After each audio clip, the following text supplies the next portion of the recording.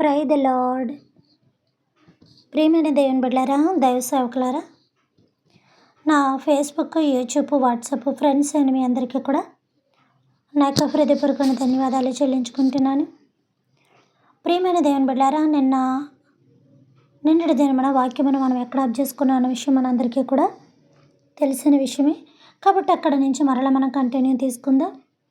కాబట్టి ప్రియమైన దేవుని బిడ్డలారా, ఈ యొక్క నెబుకద్నెజరు ఈ బబులోను ప్రాంతమునకు వీళ్ళందరినీ కూడా 3 times తీసుకుపోయారని చెప్పడం జరిగింది. అందులో ముగ్గురిని వేయడం కూడా జరిగింది. అంటే చాలామందిని తీసుకెళ్లారు. చాలామందిని తీసుకెళ్ళిన దాంట్లో లాస్ట్ టైంలోని ఈ యొక్క ముగ్గురిని కూడా వాళ్ళు న్యాచురల్గా వేసేసారు. అంటే విషయం ఏంటంటే వాళ్ళ రాజు బిడ్డలు, రాజు కుమారులు కూడా వాళ్ళు మామూలు ఉట్టు మనుషులు, అల్లాటప్ప మనుషులు కాదు. వాళ్ళకంటూ ఒక ప్రత్యేకమైన స్థానం అనేది ఉంది. ఆ విషయం అనేది తర్వాత చూసుకోవచ్చు. కానీ ఇందులో ఉన్న యవనస్తుడు ఏళ్ళ నలుగురితో పాటు ఇంకొక యవనస్తుడు ఉన్నాడని చెప్పాను కదా. ఆ యవనస్తుడే ఇర్మియా. ఇర్మియా ఏం చేశాడంటే ఆ క్షణాన తప్పించుకున్నాడు.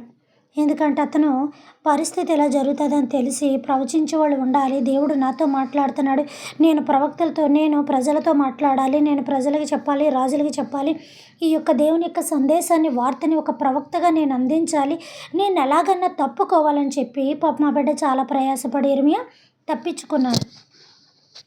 వీళ్ళ ముగ్గురు కూడా అక్కడికి వెళ్ళడం జరిగింది. అంటే చక్కగా ఊరు వెళ్ళడం కాదనమాట, బానిసలుగా కొనిపోబడ్డారు వాళ్ళు. ఎందుకంటే ప్రియమైన దేవుని బిడ్డలారా, అది కూడా ఒక అద్భుతమని చెప్పచ్చు. ఎందుకంటే ఆయన కూడా అక్కడ ఒక విగ్రహం పెట్టి నాకు పూజ చెయ్యి, అది చెయ్యి, ఇది చెయ్యి. ఈ చరిత్ర ఎక్కడ కనబడుతుంది? ఐగుప్తు దేశంలో ఫారో దగ్గర కనబడుతున్నట్టు ఉంది కదా. అక్కడ ఏం జరిగిందో సేమ్ యాజ్ ఇట్ ఈజ్ ఇక్కడ కూడా ఇలానే జరుగుతుంది. అక్కడ 40 సంవత్సరాలు అంటే ఇక్కడ 70 సంవత్సరాలు, దేవుడు ఇంకో 30 సంవత్సరాలు పెంచేశాడు. కాబట్టి ప్రియమైన దేవుని బిడ్డలారా, ఏం చెప్పాను? 3-4 తరముల వరకు తండ్రుల దోషములను కుమారుల మీదకి రప్పించను. అసలు వీళ్ళకి ఏ పాపము దోషము తెలియదు, వీళ్ళు ఉంటూనే ఉన్నారు. కానీ ఈ రోజుల్లో మనము కూడా పిల్లలుగా చాలా శ్రమలు, ఇబ్బందులు, ఇరుకులు చాలామంది పడుతూ ఉంటారు. దాని యొక్క ఎఫెక్ట్ కూడా మనం ఆలోచించాలి. అంటే క్రైస్తవులుగా ఒక్కరి విషయం మనకు అనవసరం. క్రైస్తవులుగా కూడా మన యొక్క పూర్వీకులు, మన యొక్క తల్లిదండ్రులు, అంటే మన తల్లిదండ్రులు ఏం చేయకూడని పాపాలు చేశారు అని కాదు, వాళ్ళ తరం కూడా చూసుకోవాలి. ఎందుకంటే తరము అనేది వారంలో అయిపోయేది కాదు, తరము అనేది నెలలో అయిపోయేది కాదు, తరము అనేది 1 సంవత్సరం 2 సంవత్సరాలు పూర్తయ్యేది కాదు. మొత్తం పిల్లలంతా కూడా ఒక టర్మ్ అంతా వెళ్ళిపోవాలి ఇంకా.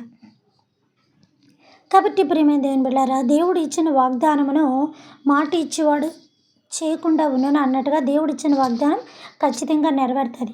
కాబట్టి ప్రియమైన దేవుని బిడ్డలారా, అక్కడ వాళ్ళు అలాగా ఎల్లబట్టే ఆ రాజ్యానికి దేవుడు అనేవాడు ఉన్నాడు అని ఆ రాజు తెలుసుకొని, నేను చెప్పాను కదా మొన్నటి దినాన, ఒక రాజు తల తెస్తే గొప్పేముంది, 100 రాజు తలలు తీసిన ఒక రాజు తల ఇంకో రాజు వేసాడు అనుకోండి, ఇంకో రాజు తీసేస్తే ఎలా ఉంటుంది?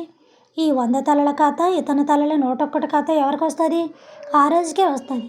ఎవరు తల తీస్తారో వాళ్ళకి వస్తుంది. అప్పుడు అది ఎంత పెద్ద పేరు. అప్పుడు ఆ రాజ్యాన్ని అలాగా స్వతంత్రించుకొనివారు అనమాట. రాజుని తీసేస్తే రాజు ఎవరు తీశారో వాళ్ళకి అవుతూ ఉండేది. ఇవన్నీ కూడా చరిత్రకు సంబంధించిన విషయాలు. కాబట్టి ప్రియమైన దేవుని బిడ్డలారా, ఈ యొక్క విధానంలో మనం చూసుకుంటే మరి అక్కడ ఎవరు ఉన్నారు? రాజు ఉన్నాడు. ఆ రాజుకి ఏం చేయాలి? విగ్రహం చేయాలి. వీళ్ళ మీద కుళ్ళుబడి ఏం చేశారు? నా పేరు రావాలి, నా ఇది రావాలని అక్కడ వాళ్ళు కూడా ఇక్కడలాగా మొదలుపెట్టారు. ఇంకంతా కూడా ఐగుప్తు చరిత్ర, ఐగుప్తు దేశపు, ఐగుప్తు బానిసత్వం, ఐగుప్తు రాజు, ఇంకా అక్కడ చరిత్ర ఇక్కడ చదివేటప్పటికి పూర్తిగా ఏంటంటే అలాగా అర్థమవుతుంటుంది. దాన్ని బట్టి కొంత మనం వాక్యం తెలిసిన వాళ్ళని కూడా అడుగుతూ ఉంటే కొంచెం మంచి విషయాలు, వివరాలు కూడా చెప్తుంటారు. అంటే మనం ఇంకా ఎదుటి వాళ్ళకి చక్కగా చెప్పడానికనమాట. చక్కగా చెప్పడం అంటే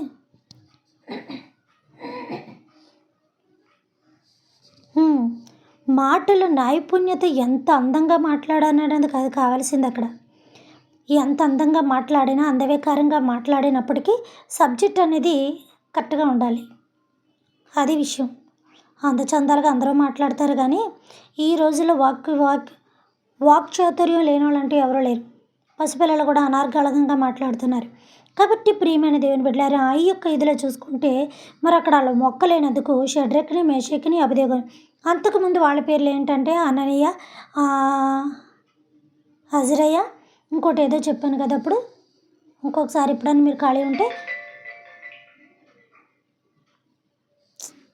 నా ఆడియో మెసేజ్లు మీరు వినొచ్చు. కింద చాలా కొంచెం కిందకు ఉంటూ ఉంటాయి. కాబట్టి ప్రియమైన దేవుని బిడ్డలారా, అప్పుడు వీళ్ళ అగ్నిగుండంలో వేసినప్పుడు వీళ్ళ కాలకుండా 4గో వ్యక్తిగా కూడా దేవుడు వాళ్ళతో పాటు దూకినప్పుడు, అప్పుడు మళ్ళీ వాళ్ళు బయటకు వచ్చినప్పుడు కూడా అగ్నిగుండం నుంచి వాళ్ళు ఎప్పుడైతే కాలలేదో, కనీసం వాళ్ళ వస్త్రాలు కూడా ఏం అవ్వలేదో, ఆ రాజే వంగిపోయాడు వాళ్ళకి. మన మహారాజు అయిన యేసయ్యకి ఆయన వంగిపోయాడు. మన మహారాజు అయిన యేసయ్యకి ఆయన సాష్టాంగ నమస్కారం చేశాడు. మన మహారాజు అయిన యేసయ్యని ఇంకా ఏం మాటలతో స్తుతించాలో తెలియక వాళ్ళలో దేవుడు ఉన్నాడని వాళ్ళకి సాష్టాంగ నమస్కారం చేశాడు. అక్కడ రాజధానిని చూపించలేదు, అప్పుడు దాకా రాజధానిని చూపించాడు. నిజంగా ఆ క్షణమున దేవుడు తన ముగ్గురు బిడ్డల్ని కాపాడకపోతే అతనే రాజైపోను. అంతటి మహా అద్భుతాన్ని కనుక దేవుడు అక్కడ చేయకపోతే, అక్కడ క్రియ చేయకపోతే అగ్నిలేసిన వాళ్ళు ఏమవుతారు? చచ్చారు, నన్ను ఎదిరించారు. ఇప్పుడు ఇంకా బాజా భజంత్రీలతో నన్ను ఇంకా నా విగ్రహాన్ని బాగా పెట్టి ఆరాధించండి, నేనే దేవుడిని అన్నట్టుగా అతను క్రియేట్ చేసుకుంది అలాగా. అంటే అంతా అయిపోయింది. లాస్ట్కి వచ్చే టయానికి, మొక్కమన్న టయానికి అక్కడ అలా జరిగిందని తెలుసు.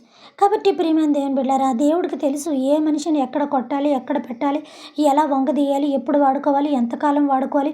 ప్రతి దానికి దేవుడికి ఒక ప్రణాళిక అనేది ఉంది. చిన్న పనికైనా ఆఖరికి నువ్వు దేవునికి సంబంధించి విషయాల్లో లేనప్పటికీ కూడా, ఇంటి విషయాలు అయినప్పటికీ కూడా నీకు ఒక మేలు జరగాల, నీ ఇంటికి ఒక మేలు జరగాల, ఒక కీడు జరగాల, లేకపోతే శుభం ఏదో ఒకటి జరగడానికి కూడా. అందుకే సామెతలు 5వ అధ్యాయం 1వ వచనంలో రాస్తున్నారు, ప్రతిదానికి అక్కడ ఆవచనం ఉందా, లేకపోతే నువ్వు దేవుని మందిరానికి వెళ్ళినప్పుడు నీ ప్రవర్తన సరిగా చూసుకోమని. ఇది కూడా ప్రసంగిలోనే ఉంటుంది. ప్రతిదానికి సమయము కలదంట. ఈ బైబిల్లో కొంతమందిని చూస్తే 8వ ఏట, 9వ ఏట, 12వ ఏట రాజులు అయిపోయారు. ఆ పసితనం ఏం తెలుసు. మరి మోషేని సగం వయసు వచ్చింది, 40 తర్వాత ఎన్నుకున్నాడు. మరి అబ్రహాంని ఇంకా చాలా వయసు వచ్చాక ఎన్నుకున్నాడు.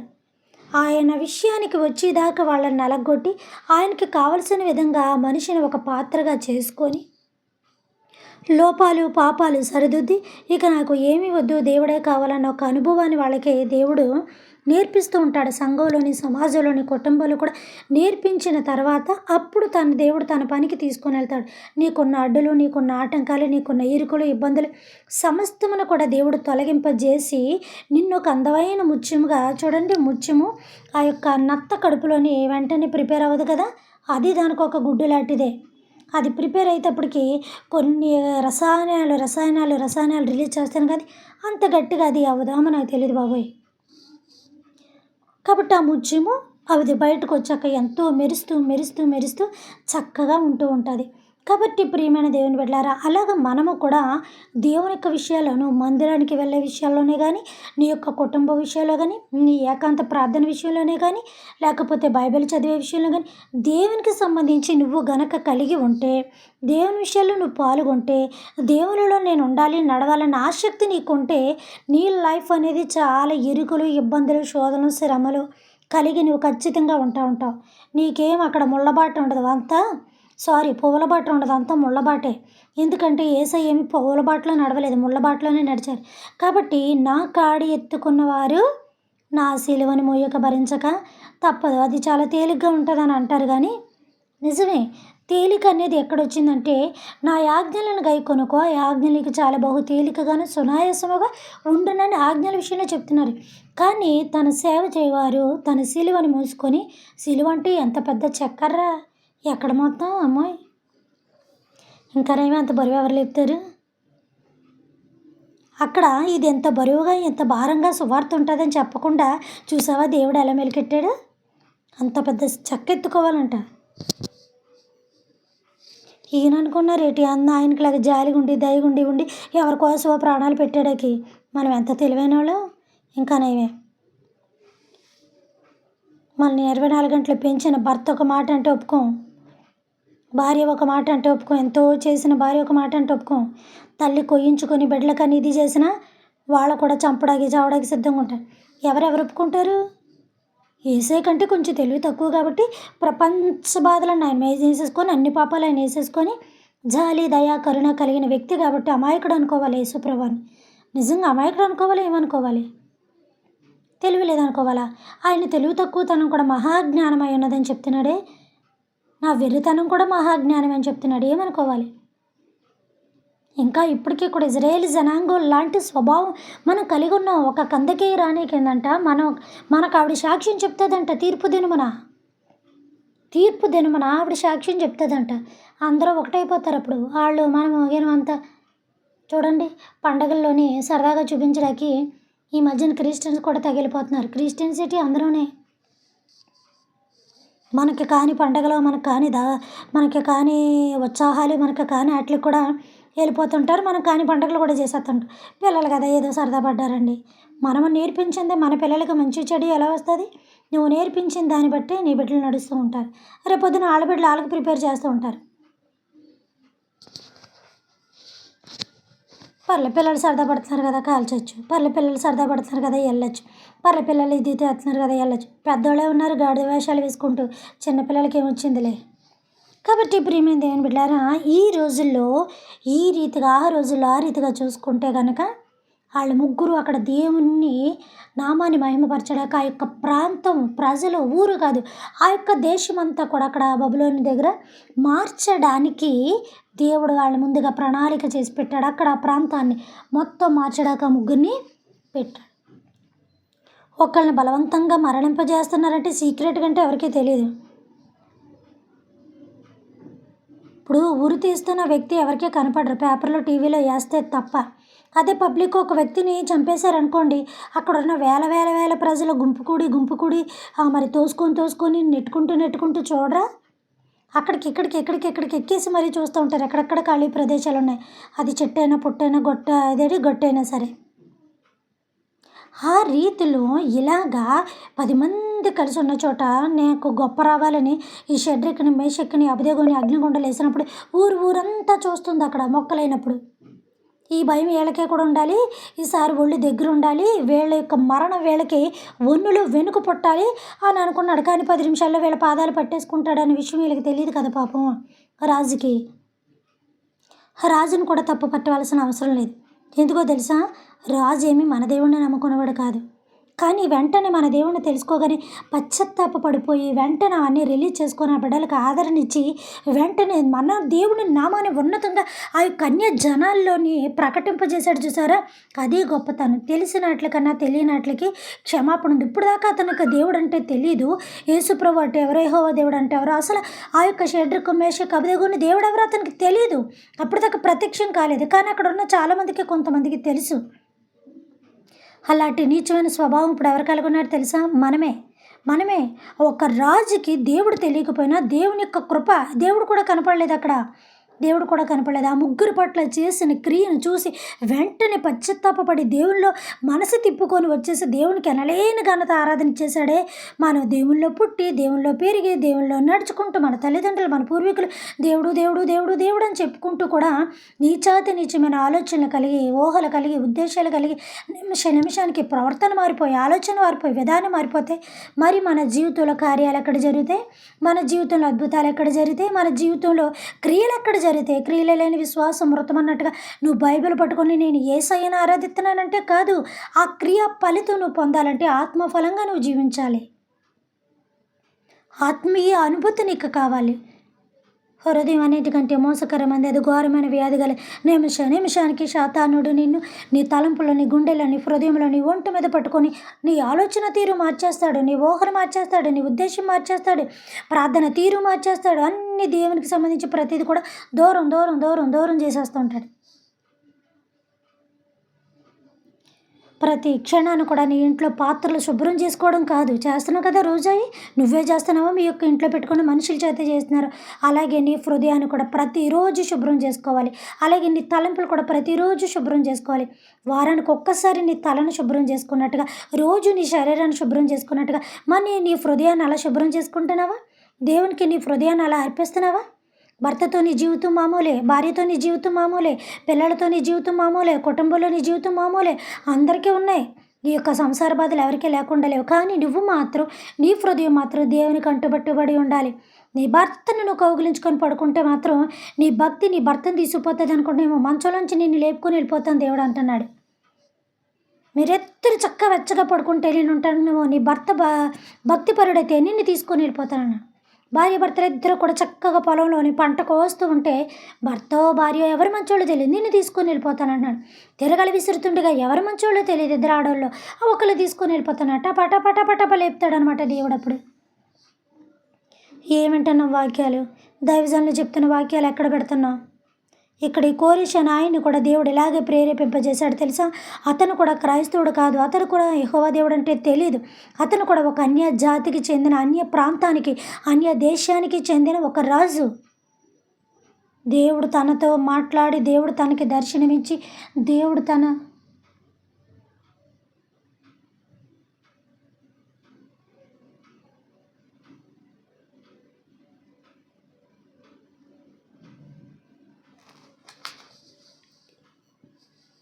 హెచ్చరించాడంట. హెచ్చరికకి ఒళ్ళంతా ఉనికెక్కిపోయి ఎముకలు కదిలిపోయి, మనకి హెచ్చరిక కాదు, ఎన్ని చేసేస్తామో, ప్రతి పండుగ చేసేస్తాం. ఇంక ఇప్పటి నుంచే మొదలు పెట్టేస్తాం వచ్చే నెలకి, తెలుసు కదా. తర్వాత మళ్ళీ ఆ 40 days మొదలు పెట్టేస్తాం. వెళ్ళిపోతున్నాయి మన జీవితంలో, దినాలు వెళ్ళిపోతున్నాయి, పండగలు వెళ్ళిపోతున్నాయి, మన ఒంటి మించి వయసు వెళ్ళిపోతుంది. వెనకాతలు ఉన్న వృద్ధాప్యం వయసు మన ఒంటి మీదకి వచ్చేస్తుంది. 1 సంవత్సరం గడిచిందంటే నువ్వు వృద్ధాప్యంలోకి అడుగు పెట్టినట్టు, 1 సంవత్సరం గడిచిందంటే నువ్వు మరణంలోకి అడుగు పెట్టినట్టు. నేను మెసేజ్ ఇచ్చిన కాడి నుంచి ఇది చెప్తున్నాను, ఇప్పుడు ఛానల్లోకి వచ్చిన కాడి నుంచి కాదు. నేను చిన్నతనం నుంచి ఎక్కడెక్కడ వాడబడ్డాను అక్కడక్కడ కూడా చెప్పడం మొదలుపెట్టాను. అలాగే ఈ యొక్క కోరేషును కూడా దేవుడు ఎన్నుకోవడం జరిగింది. ప్రేరేపణ అంట. ప్రేరేపణ ఏది అబ్రహాం దగ్గర చేయి పట్టుకొని వెళ్ళి చెప్పినట్టుగా కాదు సుమా, ఆదాముతో చట్టాపట్టాలు వేసుకొని తిరిగి చెప్పినట్టుగా కాదు సుమా. ఏంటంటే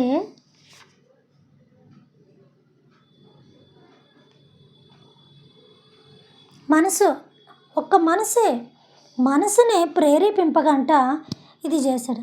మన మనసు ఎన్నిసార్లు ప్రేరేపిస్తుందరా, మందిరానికి వెళ్ళాలి, ప్రార్థన చేయాలి, త్వరగా వెళ్ళాలి, త్వరగా చేయాలి, ఇంట్లో శ్రమలు ఉన్నాయి, ప్రాబ్లమ్స్ ఉన్నాయి, కుదరట్లేదు, ఫాస్టింగ్ ప్రే చేయాలి, అవి చేయాలి, ఈ చేయాలని దేవుడు నీ మనసు ద్వారా ఎన్నిసార్లు మాట్లాడాడో నీ యొక్క గుండె మీద నువ్వు చేసుకొని చెప్పు. ప్రార్థన చేయమని నీ మనసుతో ఎన్నిసార్లు మాట్లాడాడు. నీ ప్రాబ్లమ్స్ ఎలా పోతాయి, నీ బాధలు ఎలా పోతాయి, నాకు చెప్పుకోపోతే అడుగు, నీకు ఇస్తానని అంటున్నప్పుడు అడగడానికి కూడా నీకు అంత బద్ధకమైనప్పుడు అమ్మా బాబు, ఇక దాన్ని ఎవరు కూడా సాల్వ్ చేయలేరు. ఇంకా నిమిషానికి దుష్టశక్తుల భూమి అంతా తిరుగుతున్నాయి. చెప్తున్నాను, ఇది మనది కాదు, వాటిది. దేవుడు వాటి భూమి మీదకి పడదోసి ఉన్నాడు, వాటి రాజ్యము, వాటిల్లో మనం జీవిస్తున్నాము, ఎప్పుడు ఎక్కడ ఎలా మింగుతున్నాయని లేపేస్తుంది అదని చెప్తున్నాను. ఇజ్రాయేల్ జనాంగాన్ని దేవుని కొద్దిగా అంచెంచెలుగా నాశనం చేసినట్టుగా భూమి మీద ఉన్న ప్రజలు కూడా అంచెంచెలుగా నాశనం అయిపోతున్నారు. కనబడతలేదా మీకు? తెల్లారులకి పేపర్ నిండా, ఛానల్స్ నిండా అవే కనబడుతున్నాయి కదా మనకి. అందులో నా వంతు భాగం వచ్చేస్తుందేమో షడానికి ఎప్పుడన్నా ఆలోచన ఉందా? నా వంతు భాగం నేను పైకి వెళ్తానా, పాతాళాన్ని పోతానన్న ఆలోచన నీకుందా? నీ శరీరాన్ని, నీ ఆత్మని సిద్ధపరచుకుంటున్నావా? మొదటి సంవత్సరంలో కోరేషుని దేవుడు ఎన్నుకున్నాడంట. మొదటి సంవత్సరం అంటే ఒక్కవేళ తన పరిపాలన నచ్చలేదనుకో, ఎగ్నిస్ట్ పార్టీస్ అందరూ కూడా తీసేస్తారు. మొదటి సంవత్సరాన్ని ఇలా మొదలెట్టాడు, ఆ దేవుడు, ఈ దేవుడు, ఈ ప్రజలు, ఆ ప్రజలు అని ఎంతటి ఎంకరేజ్మెంట్ ఇచ్చాడో తెలిసి ఈ బబులోని ప్రజలకి. అసలు ఒక మహారాజు అలా అండు, ఐగుప్తు దేశంలో ప్రజలను బానిసలుగా ఫారో వాడుకున్నట్టుగా ఇక్కడ ఇతను కూడా బానిసలుగా వాడుకోవచ్చు. మా దేశంలో కొద్దిగా భూభాగాన్ని మీకు ఇచ్చాం కదా, మీరు కూడా రాజులాగా మాకు బానిసలే ఉండండి అని వాడుకోవచ్చు. చరిత్రకు సంబంధించిన చరిత్ర గ్రంథం ఒకటి ఉంటుంది, తరతరాల నుంచి రాజుల గ్రంథం ఒకటి ఉంటుంది, రాజుల్లో ఏం చేశారని ప్రతిదానికి ఎక్కడికెక్కడ రికార్డ్ అనేది ఒక బుక్లో ప్రింట్ అయి ఉంటుంది. దాన్ని ఎవరు కూడా మార్చకూడదు కూడా, ఎందుకంటే తర్వాత వచ్చిన రాజులు చూసుకొని దాన్ని పరిపాలన చేయాలి. కాబట్టి ప్రియమైన దేవుని బిడ్డలారా, మొదటి సంవత్సరంలోనే దేవుడు కోరేషుని ఎన్నుకున్నాడు. చెప్పాను కదా, ప్రేరేపణ ద్వారానే తల నుంచి పాదం దాకా ఎముకలు కూడా కదిలిపోయిందంట. ఒక అతను దేవుడు ఇతరుల ఉండి చాలా బాగా ప్రసంగం చెప్తున్నాడు, చాలా చక్కగా మాట్లాడుతున్నాడు. దానికి ఈయన గారికి ఏమొచ్చాయంట, ఒక 50 కొమ్ములు వచ్చేసాయి తల మీద. తల మీద 100 కొమ్ములు మొలిచి అబ్బా అబ్బా అబ్బా నేను దేవుడిని ఎంత బాగా చెప్తున్నాను, ప్రజలంతా మెచ్చుకుంటున్నారు అనేటాడికి, ఓరే బాబు నీలో ఉండి నేను మాట్లాడితే నువ్వేంట్రా బాబు నాకు ఎగ్నిస్ట్గా మారిపోయావు, ఒక్కసారి నేను పక్క తప్పుకుంటానని ఏం చేశాడు తెలుసా దేవుడు, పురుగులకు ఆజ్ఞాపించాడు. ప్రాణం పోలేదు కానీ లోన ఉన్న అస్థి పంజరం తెల్లగా అలా కనబడిపోయిందంట. విషయం ఏంటి తెలుసా, అస్థి పంజరం కొట్టుకుందంట. బ్రెయిన్ అంతా తినేస్తూ ఉంటాయి పురుగులు, గుండంతా తినేస్తూ ఉంటాయి పురుగులు, ఒళ్ళంతా గబగబా మిడతల దండు వాళ్ళని పొలంలోకి తినేస్తూ ఉంటే ఆ ప్రాణం ఎక్కడ ఉంటుంది? కాస్త గాలి తగిలితే శరీరం ప్రాణం పోతుంది. అంటే బాడీ మీద ఎక్కడ ప్యాచర్ అవ్వకుండా ఉంటేనే బ్రతుకుతాం. తీసుకొని ఆక్సిజన్ గాలి కాదు సుమా, కత్తి పొట్లు ఆ పొట్లు ఈ పొట్లు ఫ్రీగా వదిలేసి అనుకోండి, బాడీ గాలి వెళ్ళిపోయి 10 నిమిషాలు ఆ గాలి లేకపోతే చచ్చిపోతాము. బాడీ ప్యాచర్ ఎక్కడన్నా అయ్యింది అంటే గనక గాయాలంటే లోనికి వెళ్ళేదాకా కడుపులోంచని గుండెల్లోంచని గాలి వెళ్ళింది అనుకో చచ్చిపోతాం. ఆ గాలి ప్రాణం పోస్తుంది, ఆ గాలి లోనికి వెళ్తే ప్రాణం పోతుంది. ఎక్కడికెక్కడ దేవుడు ఎలాంటి మలుపులు పెట్టేశాడో చూసారా, ఎలాంటి అద్భుత క్రియ చూశాడో. అందుకే యోబు అంటున్నాడు, నీవు మనిషిని రీతి చూడగా నాకు ఆశ్చర్యమును భయమును వణుకును పుడుచున్నది. నిజంగా నాకు వణుకు పుడుతుంది. కాబట్టి మిగతా వాక్యం రేపు చదువుకొని రేపు కలుసుకుందాము. పరలోకమందున్న మా తండ్రి, మీ నామము పరిశుద్ధపరచబడునుగాక, మీ రాజ్యం వచ్చునుగాక, మీ చిత్తము పరలోకమందున నెరవేరినట్లు భూమి అందులో నెరవేరునుగాక. మన దినాహారం నేడు మాకు దయచేయమయ్యా. మా యొక్క బోనస్తుల అపరాధములను మేము క్షమించిన ప్రకారము మా అపరాధములను మీరును క్షమించండి తండ్రి. మమ్మల్ని శోధన నుంచి తేక ఈ అక్కడిని తప్పించము నాయన. రాజ్యము శక్తి మహిమ నిరంతరం మీరై ఉన్నారు తండ్రి. ఆమేన్. దేవుడు మనందరినీ దీవించి ఆశీర్వదించునుగాక. ఆమేన్. Good night. వస్తున్నాను.